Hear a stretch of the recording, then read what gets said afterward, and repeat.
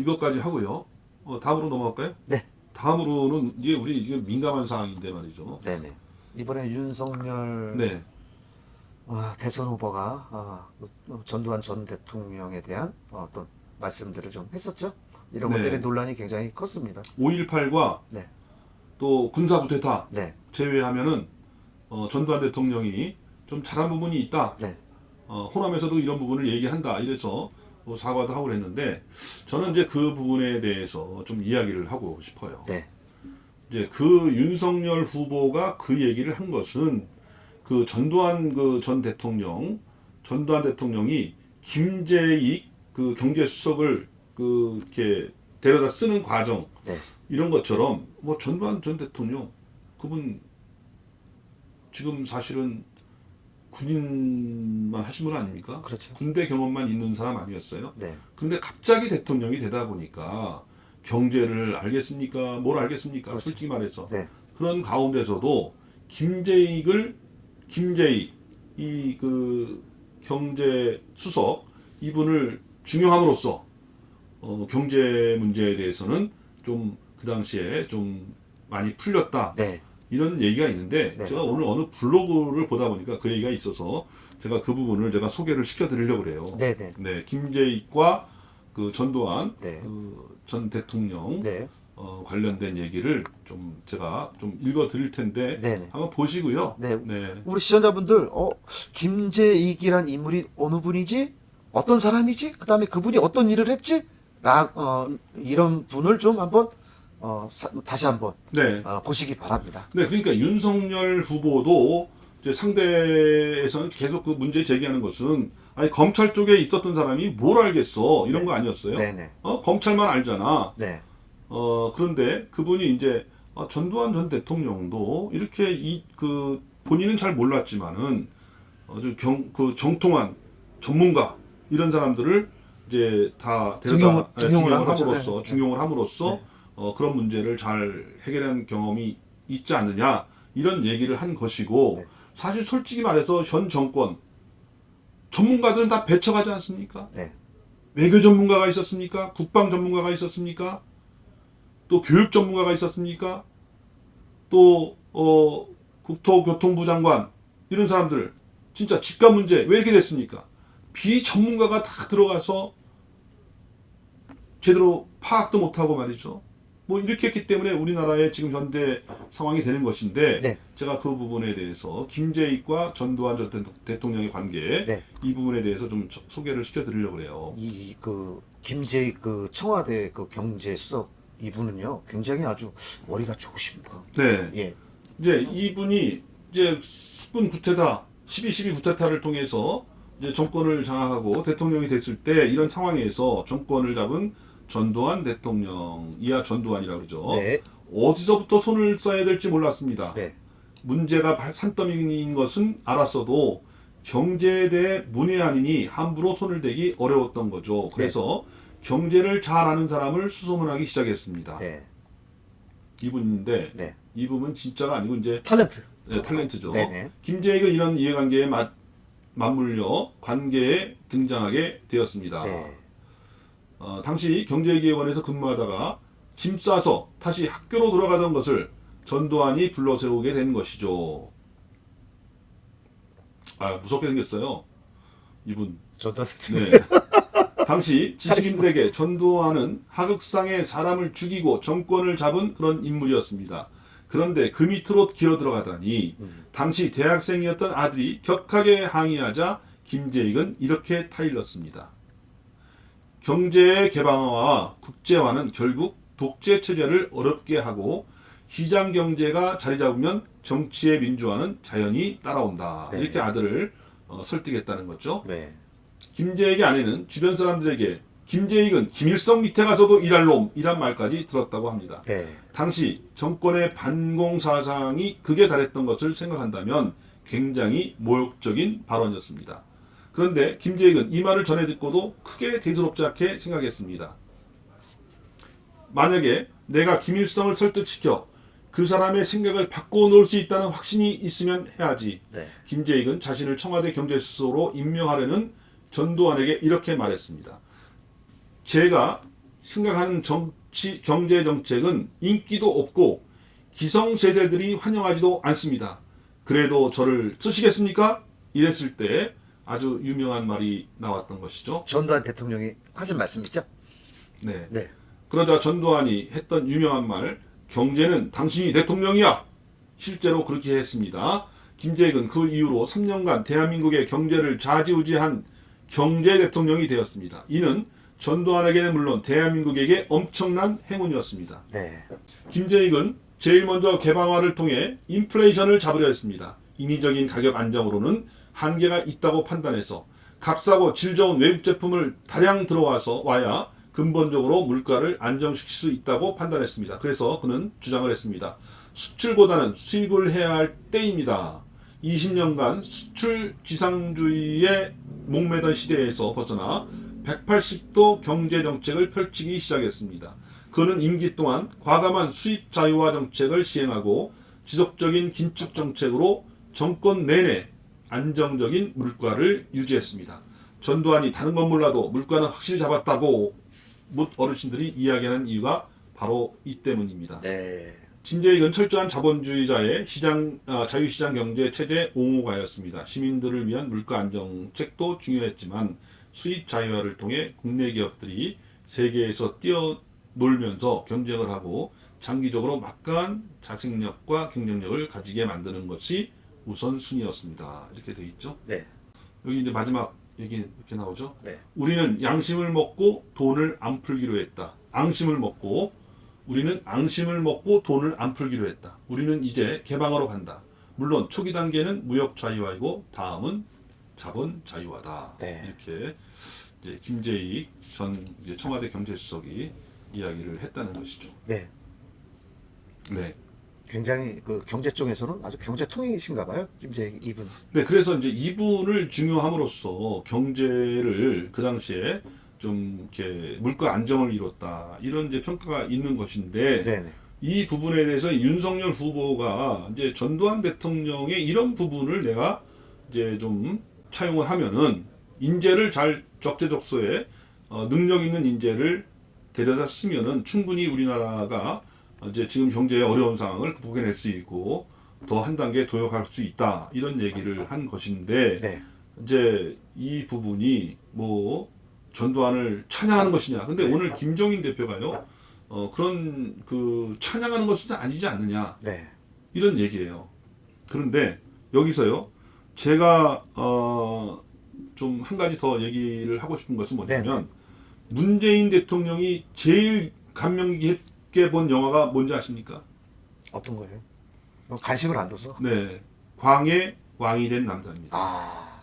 그 영화를 보고 다른 사람 다 나갔는데 끝까지 앉아서 눈물을 흘렸다는 그런 후일담이 있고 네네. 그래서 지금 광해 왕이 된 남자. 근데 광해 도대체 어떤 사람입니까? 광해군 얘기하시는 거예요? 네네. 네. 광해군 네. 어떤 사람입니까? 우리에게 어떻게 알려져 있죠? 폐모 살제. 폐모살제. 네. 그러니까 자기의 어머니를 폐해서 서민으로 만들어 유폐시키고 네. 자기의 그 이복 동생 영창대군을 죽인 이제 그런 이유 때문에 이제 그 왕에서 쫓겨난 광해 군으로 돼 있지 않습니까? 그래서 군으로 돼 있는 거죠. 네, 그렇죠. 그래서 군으로 돼 있는 물론 잘한 것도 있어요. 북방외교 명청 교체 시기에 그 당시에 많은 신하들이 명나라에 무조건 우리는 이제 그 충성해야 된다 이럴 때 지금 그 북방에서 새롭게 일어나는 청나라가 있는데 이런 현실을 그 당시 청나라는 뭐였어요? 오랑캐예요, 오랑캐. 우리는 오랑캐한테는 우리가 굽히지 못한다. 이럴 때 그 새롭게 그 지금 부상하고 있는 청나라를 보면서 둘 간의 어떤 그 줄타기 외교, 국익을 위해서 우리가 어떻게 해야 된다. 그렇죠. 과거에 얽매여서 무조건 청해에 대해서만 해야 되냐? 아니면 이게 지금 새롭게 떠오르는 이 청나라에 대해서 이거 어떻게 관계를 맺어야 될 것이냐? 이런 부분을 잘한 외교적으로 잘했다고 돼 있고 대동법 등을 이제 시행한 그런 왕으로 되어 있어요. 네. 그러면 이 그 광해군 어떻습니까? 자기 동생을 죽였어요. 이복 동생은 어머니를 유폐시켰어요. 그 서인으로 통해서 유폐를 시킨 아주 파렴치한 인간입니다. 그렇다고 해서 그 광해군한테 우리가 배울 게 없습니까? 우리는 광해군한테 거기서 광해 왕이 된 남자에 뭐라고 합니까? 나는 내 백성을 나는 지켜야겠소. 이럴 때 얼마나 멋있었어요. 네. 근데 문재인 대통령이 이 광해 왕이 된 남자 이 영화를 보고 눈물을 흘렸다는 거예요. 그런데 그 파렴치한 자기 이복 동생을 죽이고 자기 어머니를 유폐시킨 폐모 살제의 이런 그 광해군을 갖다가 그럼 흠모해서 눈물을 흘렸을까요? 그런 건 아니죠. 네, 그러니까요. 그러니까 이런 차원에서 보면은 이 윤석열 후보가 전두환 전 대통령에 대해서 김재익 수석을 죽용해서 나라의 경제를 발전시키겠다는 그와 같은 그렇게 했던 것처럼 자기도 이 경제 잘 모르지만 경제 대통령을 내가 하나 또 해서 그 전문가로 하여금 이 나라 경제를 끌고 나가게 하겠다라고 말한 게 무슨 큰 잘못이 있겠냐는 거예요. 네. 예? 그 어떤 뭐 사람은 그러더라고요. 뭐 그 5.18 이 주범 아닙니까 사실? 네, 맞습니다. 예. 5.18 주범 아닙니까? 많은 사람이 강주에서 죽었잖아요. 네. 피해를 보시는 네, 억울하게 죽었잖아요. 많죠. 그건 말죠. 그래서 5.18이 되면 한 집 건너 한 집이 초상집이라고 그런 얘기를 네, 하더라고요. 맞습니다. 네. 그건 인정합니다. 네. 인정하고 그렇다면 또 다른 얘기가 있어요.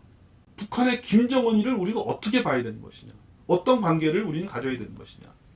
그래서 지난번 대선 때 홍준표 그 당시 대선 후보가 문재인 후보한테 묻습니다. 북한은 주적입니까?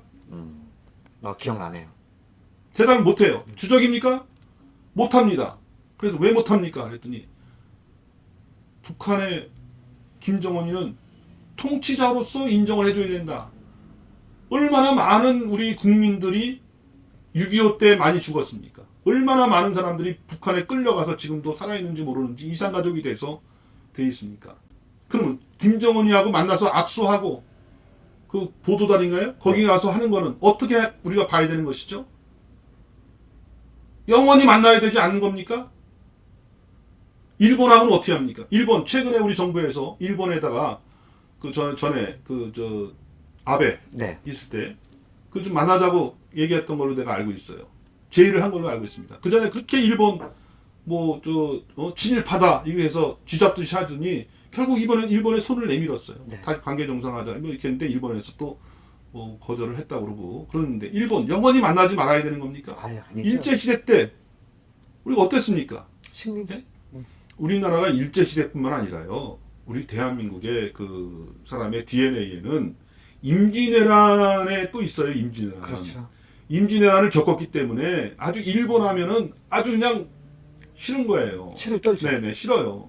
하지만 지금 일본, 대한민국, 미국 이렇게 해서 어떤 그 체제가 돼서 거기서 우리가 경제적인 이득을 보고 또 우리나라도 일본에서 와서 우리나라 중국에다 또 판매를 그동안 많이 그렇게 해왔어요. 그렇죠. 부품 사와서 네. 조립해서 중국에다 또 팔고 이렇게 해왔습니다. 이런 거를 우리가 어디까지 우리는 인정해야 되는 것이냐. 그러면 전두환 전 대통령에 대해서는 우리가 어디까지 인정해야 되느냐. 전두환 대통령 5.18 주범입니다. 그리고 12.12 구테타. 그래서 그 12.12 숙군 구테타가 뭐예요? 숙군 구테타라는 것은 하극상 정수와 참모총장을 그냥 잡아들이고 이렇게 해서 무력으로 또 이렇게 시위 진압하고 이렇게 해서 많은 사람이 압니다. 그렇다면 그런 어떤 그런 것만을 갖고 우리는 영원히 그러면 그 사람이 어떤 뭐 잘했던 어떤 이런 것들은 아주 배제를 하고 그런 얘기까지 하는 것도 우리는 금기해야 되는 겁니까? 어떻게 해야 되죠? 근데 아까 그 광해군 얘기하셨잖아요. 네. 많은 뭐 역대 우리 뭐 조선 시대에도 역대 왕들이 많았지 않습니까? 역대 왕들 중에서도 어떤 과오도 있었고요. 네. 또 잘한 것도 있었습니다. 근데 이런 거는 어떤 역사가 또 지나고 시간이 지나면 그 후세들이 또 판단하고 아니 그렇다고 해서 그 왕이 하나 잘못했다고 해서 야 그 왕은 무조건 다 안 돼. 이렇지 뭐 그렇지 않습니까? 좋은 것들은 또 우리 그 후세들한테 또 알려지고 또 우리가 또 배울 점들은 또 배우는 거 아니겠습니까? 저는 그렇게 네, 생각을 네, 합니다. 네, 네, 그렇죠. 네. 그래서 참 이게 우리가 그거를 사과해야 될 일인가? 나는 그래요. 사과해야 될 일인가? 아니, 그렇다고 뭐 찬양한 거 아니잖아요. 찬양한 건 아니죠. 그러니까. 찬양한 게 아닌데 일부 당내에 경쟁하는 사람이 찬양을 했기를 바랐겠죠. 네. 그래서 그렇게 끌고 나간 겁니다. 그러니 뭐 바깥에서도 막 우르르 몰려들어서 지금 뭐 전두환 뭐 잘했다는 거냐? 네. 그런데 누가 잘했답니까? 그 부분에 대해서 잘했다. 이렇게 평가도 못 합니까? 네? 세 사람이 길을 가면 그 중에 한 사람은 나의 스승이 있다 그랬어요. 네?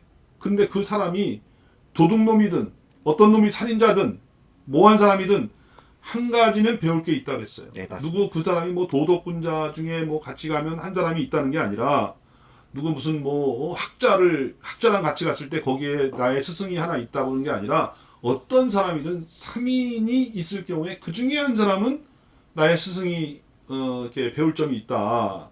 이렇게 얘기를 했습니다. 네.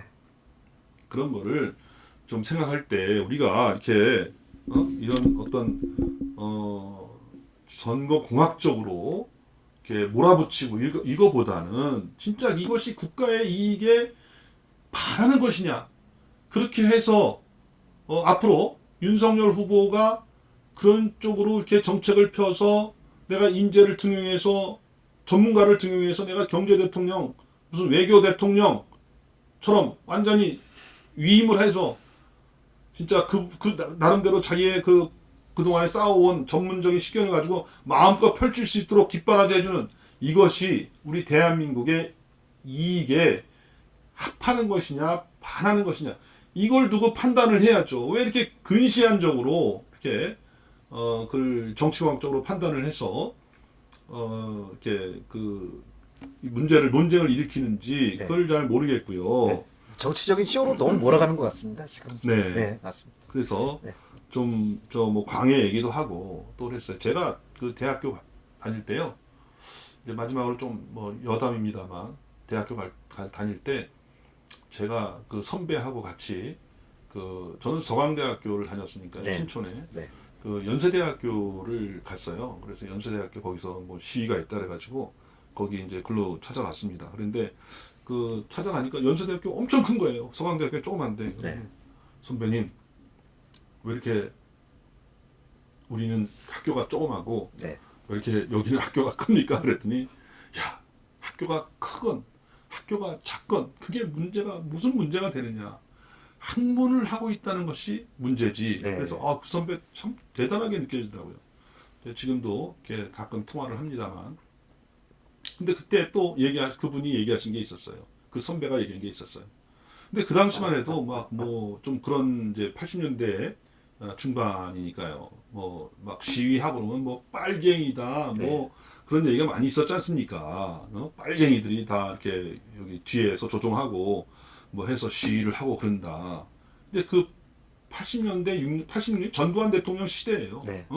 전두환 통치 시대에 학원 자유화에 많은 그 학생들이 진짜 데모도 하고 그러지 않습니까? 네. 그 5.18 얘기도 하고 많이 했어요. 근데 이제 그런 얘기 중에는 일부 이제 좀 주장하는 게 북한에서 주장하는 내용과 비슷한 내용이 있었던 것 같아요. 그래서 그 내용 얘기를 들어보면은 그래서 내가 선배님한테 물어봤죠. 선배님 이거 지금 북한에 주장하는 내용과 똑같은 거 아닙니까? 네. 그랬더니 그 선배가 뭐라 그러냐면 야 아무리 진짜 그 북한에 김일성이가 얘기하든 누가 얘기하든 김정일이가 얘기하든 그 얘기가 옳은 것이라면 옳은 거 아니냐? 그런 거였어요. 네. 김정일이든 김정은이든 김일성이든 그 사람의 주장 왜 우리가 얘기하는 게 또 비슷하게 얘기하는데 왜 이렇게 우리 또 북한 사람들 얘기하는 거를 왜 우리가 이렇게 합니까? 그랬더니 그 얘기가 뭐냐면은 북한에서 얘기했다고 해서 그것이 옳은 것이 달라지는 것이냐. 네. 그런 거였어요. 그렇게 실용적으로 이렇게 판단을 했던 때도 있었습니다. 80년대 중반에. 네? 그러면 지금 이게 입장을 바꿔놓고 생각해 보세요. 전두환이 진짜 죽일 놈이라고 해야 되나? 아니고 그렇게는 아니죠. 뭐 아직까지는 그래 그분들은 그렇게 얘기해요. 이재명 뭐 지사 후보 저 5.18 묘역에 가서 전두환 그 저 비석에다 올려놓고 밟고 네. 그렇게 합니다. 그렇지만은 그분들 북한에 대해서 욕하라면 제대로 욕도 못하는 사람이 솔직히 말해서 미국은 뭐 물러가라 뭐 이렇게 미군 뭐 철수하라 이렇게 얘기를 하지만은 북한이나 중국에 대해서 왜 약해지는 사람들이 있지 않습니까? 네? 너 오늘 내가 너무 그렇게 나갔나? 어쨌든 간에 정치적인 얘기하려면 어쩔 수 어쨌든 없어요. 간에 네. 예, 지금 이제 우리가 좀 어느 때입니까? 이 시기야. 과거에 그런 그 증오 이런 거에 매여 있어 가지고 어떤 우리가 취할 수 있는 폭을 줄여 나간다면 그것이 지도자에까지 그게 적용된다면 네. 그는 국가에 이게 바라는 겁니다. 네. 예를 들어서 그 당시에 홍준표 후보가 문재인 대통령에게 북한이 주적입니까 아닙니까? 그랬을 때 답변을 못해요. 왜 못합니까? 그거는 일반 사람들이 할 수 있지만은 대통령이 될 사람이 그런 얘기를 하면은 이게 문제가 있을 수 있다. 그런 거예요. 그런 거였어요. 그럼 대통령은 모든 이제 어떤 권한을 행사하는 거 아니겠습니까? 네. 뭐 이렇게 좀 선택을 하는 거 아니겠어요? 본인이 어떤 최종 의사결정 책임자로서 어떤 뭘 결정해야 되는데 여기에도 제한을 두고 저기에도 제한을 둬서 뭘 할 수 있겠습니까? 원수에게서도 그 사람이 잘한 게 있으면 차용해서 타산지석을 삼아서 할 수 있는 거 아니겠어요? 네, 맞습니다. 100% 잘못된 사람이 어디 있습니까? 예? 아주 악마 같은 사람이라도 진짜 그 안에서 배울 점이 있다는 거죠. 그거를 배울 점을 찾아서 내가 가져올 수 있다면 그 사람은 발전할 수 있는 사람인데 사소한 원한 관계에 있다든가 어떤 이런 뭐 상대방에 있다든가 대적 관계에 있다든가 배치 관계에 있다든가 이런 때문에 그 사람의 좋은 점이라도 내가 따오지 못하고 내 것으로 받아들이지 못한다면 어떻게 되겠습니까? 우리나라가 왜 이렇게 됐습니까? 일본은 왜 40년대, 30년대 이럴 때 대국이 돼서 막 항공모함을 갖고 전투기를 날리고 이런 나라가 됐는데 우리나라는 그때 뭐 하고 있었습니까? 그건 뭐냐면 결국은 일본은 억지로 개항을 했던 그 사람들을 배웠던 겁니다. 네? 억지로 그 나라를 개항을 시킨 열강들, 제국주의 열강들한테서 배웠던 거예요. 문물을 받아들였던 겁니다. 오히려 배우러 나갔던 거예요. 네? 우리는 어땠습니까? 적으로 돌리고 꽁꽁 배척했죠. 묶어서 우리나라 이렇게 된 거 아닙니까? 앞으로 우리 대한민국이 더군다나 최고의 의사결정을 해야 될 사람이 어떤 유연한 사고 이런 것이 없이 아주 협소하고 진짜 은원관계 이런 거에 푹 빠져가지고 전 정권에 대해서 다 감옥 보내고 말이죠. 정치적 보복을 꼭 해야 되고 자기 그 진영 사람들을 위해서 이렇게 하는 것이 대한민국에게 과연 옳은 것이냐. 이 부분에 대해서 우리는 좀 알아야 된다. 네. 좀 국민들도 깨어야 됩니다. 거기에 동조해서 뭐 이게 뭐 잘못된 이런 거 하면 안 돼요. 저는 개인적으로 우리 과거의 역사 정말 중요하죠. 저는 정말 중요하다고 봅니다. 네. 하지만 저는요, 과거의 역사도 중요하지만 앞으로 우리가 나가야 될 대한민국의 미래와 발전, 저는 그런 것이 더 중요하지 않나. 네, 그렇게 그렇죠. 봅니다. 네. 지금요, 네. 아까도 계속 얘기했던 것처럼 그런 하나의 그 제시한 내용이 국가의 이익에 반하는 것이냐, 국가의 이익에 합하는 것이냐, 네, 이걸 맞습니다. 가지고 판단을 해야 되는 거예요. 그냥 지금 옛날에 뭐 그 사람이 그랬으니까 왜 그 사람을 거론해서 왜 그 사람을 찬양하기를 바랬겠죠. 왜? 공경의 대상으로 삼고 싶었으니까. 근데 그게 아니었잖아요. 다 너 뭐 또 검찰 출신으로서 너 뭐 아는 거 있어? 국정 어떻게 할 거야? 걱정을 하고 그러니까 보십시오. 전두환이라는 사람도 군대에서만 있다가 이렇게 5.18하고 숙군 쿠데타를 통해서 12.12 쿠데타를 통해서 대통령이 됐는데 그때 김재익 경제수석 딱 발탁해가지고 그 당시에 물가 안정시키고 이렇게 했지 않습니까? 그런 얘기를 하는 거예요. 그 공로가 없어지는 건 아니지 않습니까?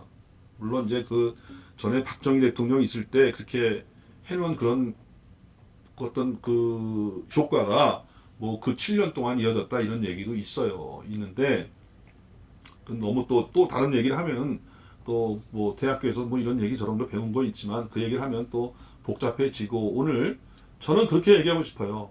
앞으로 대선 후보를 바라보는 관점은 저 사람이 진짜 나라를 잘 이끌고 나라를 잘 이렇게 부흥시킬 수 있는가? 진짜 국가를 위해서 최선을 다할 수 있는가? 지금은요, 우리 문재인 대통령 누구보다도 지금 뭐 어디 뭐 측근 비리도 없고요. 진짜 뭐 지금쯤 같았으면은 뭐 친인척 비리 이런 걸로 인해서 막 나타날 때 그런 거 없어요. 좋아요, 착하다 그래요.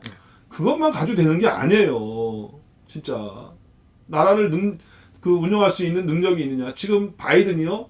엄청나게 떨어지고 있답니다. 그래서 내가 동생한테 오늘 물어봤어요. 미국에 있거든요. 전화해가지고 야 바이든 뭐 어떻게 된 거야? 요즘 뭐 트럼프가 이렇게 난리치던데 그랬더니 지금 바이든이요. 지금 국민의 신뢰를 잃고 있습니다. 그래서 왜 잃고 있냐 그랬더니 바이든이요. 그 기자회견 하는데 제가 이렇게 하라는 지시를 받았습니다라는 얘기를 은연중에 했다는 거예요. 그래서 사람들이 야 이거 바이든이 대통령이야? 또 다른 또 배후 세력이 있는 거야? 누가 이렇게 배후에서 조종하는 사람이 있는 거야? 바이든 바지 사장이야? 이런 얘기를 지금 공공연하게 한다는 거예요. 네? 바이든 인기가 떨어졌답니다. 대통령은요, 진짜 본인의 어떤 통치 철학이라든가 어떤 나라를 어떻게 이끌겠다는 어떤 그런 비전을 갖고 그거를 실현하기 위해서 최선을 다하는 게 대통령입니다. 대통령 중심지 아닙니까? 지금 미국하고 우리나라 지금. 네, 맞습니다. 그럼 그에 따라서 뭘 해야 되는데 지금 문재인 대통령 지금 그렇지 않을 수 있다라는 얘기가 지금 많이 있지 않습니까? 네. 아니, 그리고 뭐 정권이 끝나봐야 뭐 측근의 비리가 있든 가족의 비리가 있든 끝나봐야 되는 거 아니겠습니까?